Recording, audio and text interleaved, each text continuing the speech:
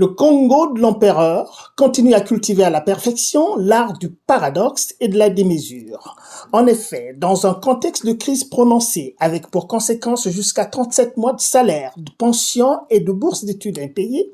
des agents de la force de l'ordre, des militaires, voire des magistrats du régime, jubilent et dansent leur tango. Il y a une bonne raison à cela. La grille indiciaire de ces enfants mal intentionnellement gâtés de la République, visés de corruption oblige,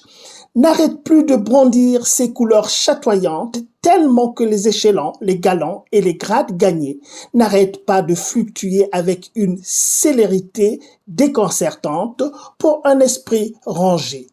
Comment dans un contexte où tous les agents de l'État sont rendus misérables et où le régime kleptocrate et corrupteur de Brazzaville parcourt le monde acquitté, peut-on en même temps assister à de telles augmentations de salaire pour un corps d'État improductif qui émarge cependant au budget le plus élevé de l'État?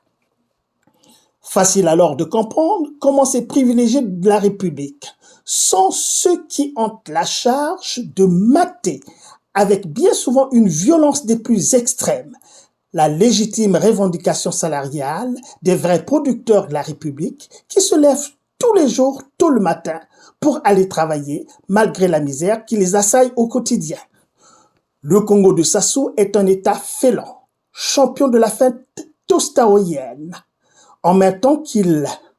fait le pied de grue au portillon du FMI, il refuse de satisfaire aux mesures conclues avec celui-ci, notamment la réduction de la masse salariale, l'augmentation des ménages inscrits au RSU, la prise en charge de 97 000 ménages et de 15 000 personnes âgées vivant seules et l'augmentation du montant des transferts par ménage.